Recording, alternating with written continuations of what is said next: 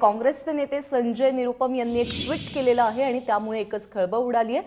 Surgical स्ट्राईकचे भाजपनं पुरावे द्यावेत असं म्हणतात निरुपम। राजकीय फायद्यासाठी अफवा पसरवल्या असं देखील त्यांचं म्हणणं आहे। त्यामुळे एकंदरीतच राजकीय वातावरण तापलेलं आहे।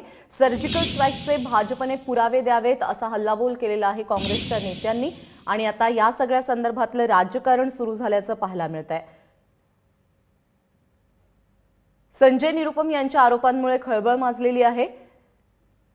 काय त्यांचं म्हणणं आहे ट्विटरवरती आपण पाहतोय। प्रत्येक भारतीयाला पाकिस्तान विरोधात सर्जिकल स्ट्राईक व्हायला हवेत असं वाटतं,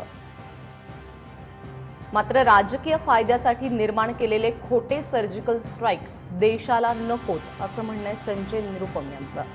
भाजपकडून राजकीय फायद्यासाठी खोटी अफवा पसरवली जातेय असा थेट आरोप केलेला आहे त्यांनी भाजपवरती आणि त्याचमुळे आता भाजपने या सगळ्या संदर्भातले पुरावे द्यावेत असं देखील म्हणतात संजय निरुपम। या सगळ्या संदर्भात अजूनही भाजपची प्रतिक्रिया समजू शकलेली नाहीये, मात्र भाजपवरती आणि देशावरती गंभीर आरोप आहे संजय निरुपम यांचा।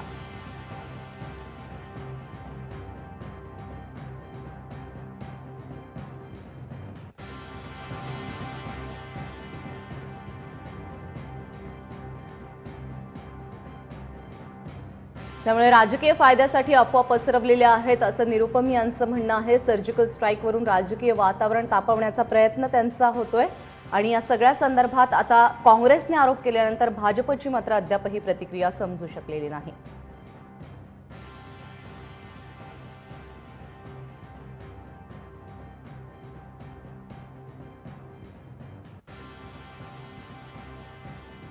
सर्जिकल स्ट्राईक नंतर देशातलं वातावरण आपण तापलेलं बघितलेलं होतं आणि त्यानंतर आता काँग्रेसने हा थेट आरोप केलेला आहे। आता आपल्याबरोबर आहेत निवृत्त lieutenant general Dattatray Shekatkar. General Shekatkar, अशा पद्धतीने आरोप केला जातोय काँग्रेसकडून, मात्र खरंच अशी अफवा पसरवली जाऊ शकते का?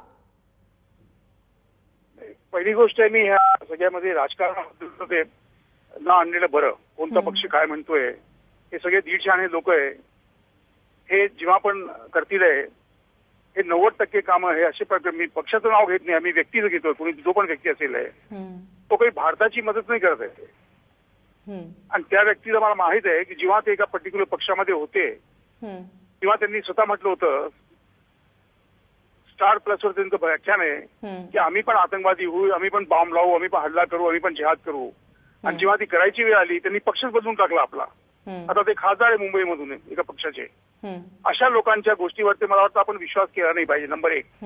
नंबर 2, आज आवश्यकता कोणती आहे की भारतावरती हे आतंकवादी हल्ले होतात आहे, हे अघोषित युद्ध आपल्यावरती थोपलेलं गेलं आहे आणि युद्धाचा पर्याय युद्ध असतो आणि त्यावेळेला तुम्ही सगळे धंदे करताय, हे दर्शवतं की तुमची मानसिकता काय आहे।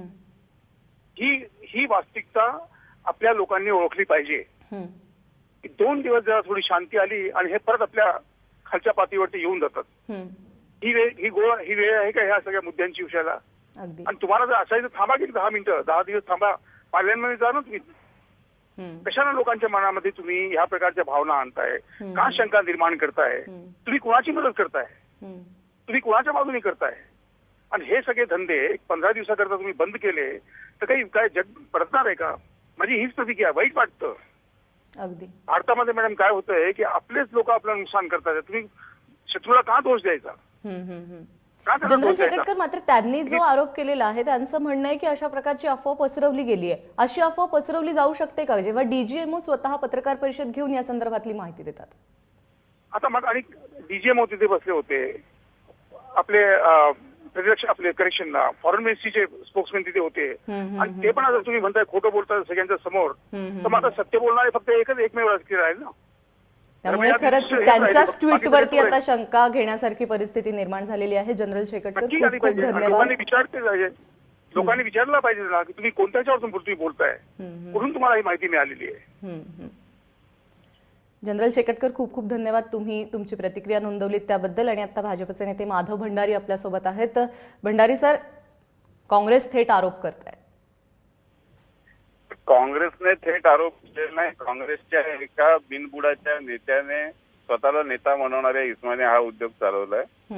काँग्रेसच्या अध्यक्षांनी स्वतः या कारवाईचं कौतुक केलं, समर्थन केलं। काँग्रेसच्या उपाध्यक्ष राहुल गांधींनी सुद्धा त्याबद्दल देशाचा पंतप्रधानांचं अभिनंदन केलं आणि हा बिनबुडाचा प्राणी या पद्धतीचं वक्तव्य करतोय आणि त्याचा आधार काय हे त्याने सांगितलेलं नाही. त्यामुळे ज्याचं स्वतःच्या देशाच्या डीजीएमओ वरती विश्वास नाही अशा माणसाच्या कुठल्याही वक्तव्याला काही किंमत द्यायची मला गरज वाटत नाही. नंतर काहीतरी उत्तर द्यायला हवंय त्यांच्या या आरोपांना. नाही, कशासाठी, कसले आरोप, कोण? ज्या माणसाला या मुंबईच्या जनतेने 100% नाकारलं त्या माणसाच्या बडबडची गरज काय? मी तर याला आरोपही म्हणत नाही, बडबड आहे, बेताल बडबड आहे आणि बेताल बडबडीला किंमत द्यायची गरज काही नाही. भंडारीजी, धन्यवाद, तुम्ही एबीपी माझ्याकडे प्रतिक्रिया दिली त्याबद्दल. त्यामुळे थेट हे आरोप फेटाळून लावलेले आहेत भाजपनं आणि त्यांचं म्हणणं आहे की या बेताल बडबडीला काहीही महत्त्व देण्याची गरज नाहीये. तर दुसरीकडे भारताच्या सर्जिकल स्ट्राईकचे पुरावे मागून केजरीवाल यांनी देखील एक नवीन वाद ओढवून आणलेला आहे.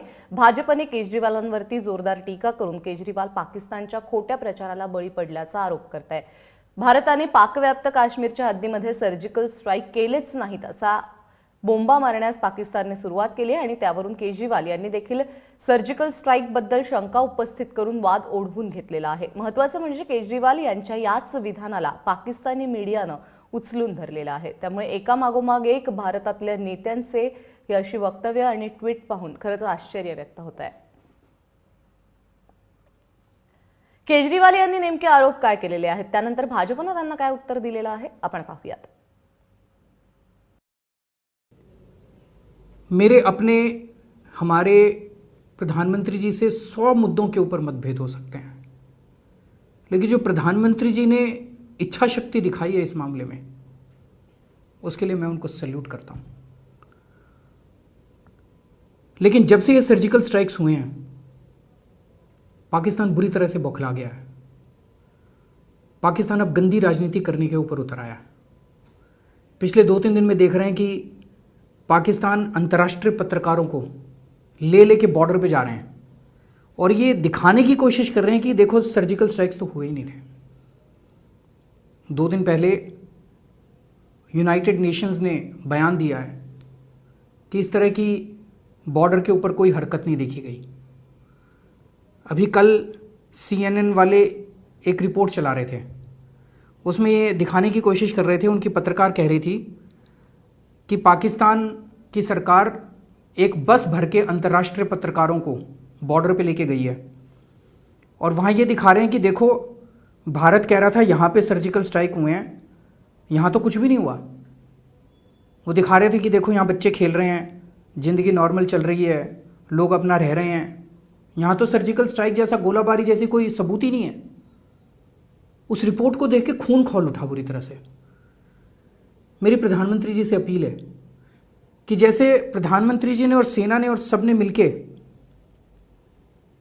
जमीन के ऊपर पाकिस्तान को मजा चखाया है, ऐसे ही ये जो पाकिस्तान को झूठा प्रोपेगेंडा कर रहा है इसको भी बेनकाब करें.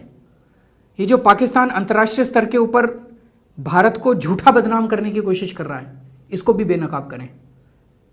पूरा देश आपके साथ खड़ा है, हम सब आपके साथ खड़े हैं. मुझे अभी सुबह उनके टिप्पणी के बारे में बताया गया है. सामान्यतः मैं टिप्पणी अच्छी नहीं करता हूं, लेकिन अगर उनकी ये टिप्पणी आई है तो बहुत ही शर्मनाक है और मैं इसकी भर्त्सना करता हूं. भारत, मैं उनको एक ही बात बताना चाहूंगा, देश के लिए जीते बहुत लोग हैं, देश के लिए मरता कौन है?